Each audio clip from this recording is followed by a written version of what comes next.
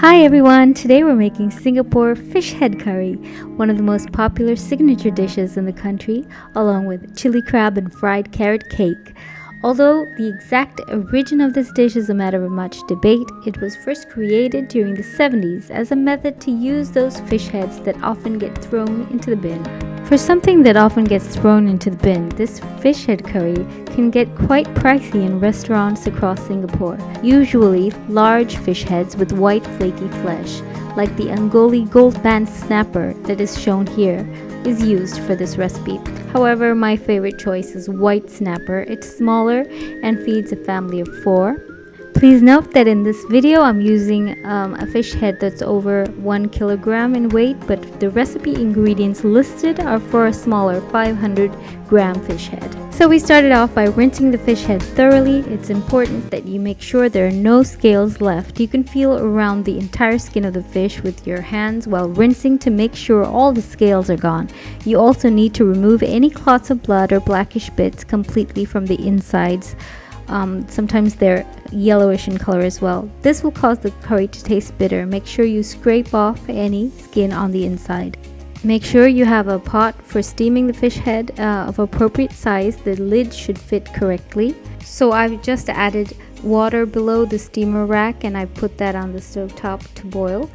In this time we can crush some ginger. You need 1 large knob of fresh ginger for 500 grams of fish. Please note again that in this video I'm showing 1 kilogram fish head, but the recipe ingredients listed are all for 500 grams fish head. So to the clean fish head, we're going to add the ginger and a sprinkling of salt and rub this really well over the fish head and in the inside as well. Add 2 tablespoons of coriander leaves as well.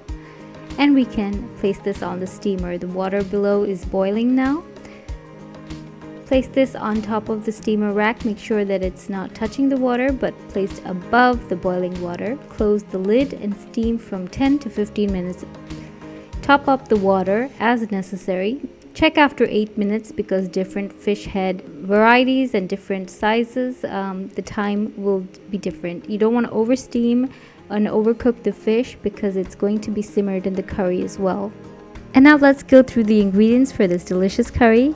For 500 grams of fish head, you need 1 large onion chopped, a tablespoon of garlic that's finely chopped, 1 knob of ginger sliced into rounds like this, 1 to 2 tablespoons of long red chili sliced, 2 tablespoons of coriander leaves, that's cilantro, plus a little bit more for garnish, 1 tomato that's chopped roughly like this, 5 to 6 lady's fingers or okra that's been chopped like this, 2 small eggplants that's been quartered. You also need 1 teaspoon of tamarind pulp extract. We put it in hot water to soak to extract the juice.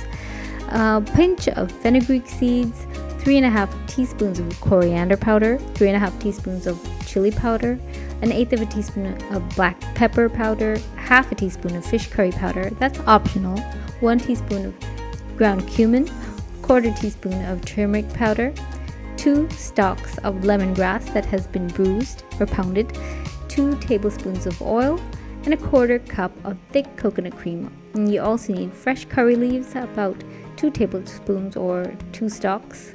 The entire ingredient list and the detailed recipe is available on my blog. The link is in the description. So we're using an earthen pot here, a clay pot for cooking the curry. To this we're going to add the oil. As the oil heats up, you want to add the fenugreek seeds followed by the curry leaves and then the chopped garlic. So here we're just going to saute the garlic till it's softened and nice and fragrant, and then we can add the onion.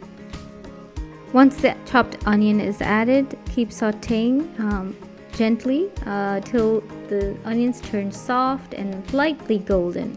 Don't allow the onions to go brown. You just want them really nice and soft and just turning golden.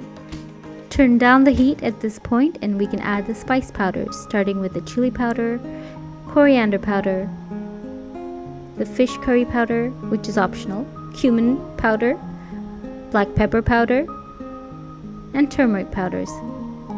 Stir this well and cook till the raw pungency of the spices is gone. You want to keep stirring on a low flame. Make sure there's no burning of the spices on the bottom of the pot. If you find that the mixture is becoming too dry, just add a sprinkling of water, so that helps to keep the spices from burning. So once the rawness is gone, we can add water. Add 2.5 cups of water. Don't be tempted to add more water than that because we also need to add coconut milk at the end. So we're just going to bring this to a boil. So the tamarind has soaked in the hot water and it's dissolved into the water now. Once this curry comes to a boil, we can add the remaining ingredients. I have lemongrass here that's been pounded till it's just bruised. You can use 2 to 3 stalks of lemongrass. So the curry is boiled. We can strain the tamarind solution into the curry. Add half and give it a taste. You might not need to add the entire solution. Tamarind solution gives the curry, especially seafood curries, that nice tang. And we're also going to add the chopped tomatoes at this stage. So I'm adding the lemongrass right now. You can also add the sliced ginger at this stage if you prefer. I prefer to add it later. So the lemongrass will be removed from the curry before it's served. Don't forget to add salt to taste. So separately in a pan, we're going to add a little bit of oil and we're going to fry the lady's finger or okra till it turns nice and bright green. We're going to do this step before adding to the curry. Make sure that it has enough salt before you add the okra or lady's fingers. Pre-frying the lady's finger removes that sliminess that can often be found in lady's fingers. We're also going to add the chopped eggplant, the ginger slices, as well as the chilies, and some fresh coriander or cilantro. So here I've used the light green or white eggplant, but if you have purple eggplant, that's fine, of course. Now we're going to add the thick coconut cream. This makes our curry nice and thick and rich. This is why we didn't add too much water to begin with.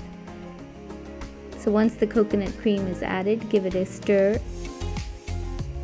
Stir well so that the coconut cream doesn't curdle. Once the cream is added, you might like to add a little bit more salt. So if you don't like a really strong flavor of the lemongrass in the curry, you can remove 1 or 2 stalks at this point. So once the curry has simmered for a while, we're going to add the fish head that has been steamed. Once the fish head is added, cook on low heat for 5 to 8 minutes. Again, this depends on the variety of fish head and the size of the fish head, so check on it halfway through. Don't stir this curry or the fish head might come apart. Instead, swirl the pot when needed.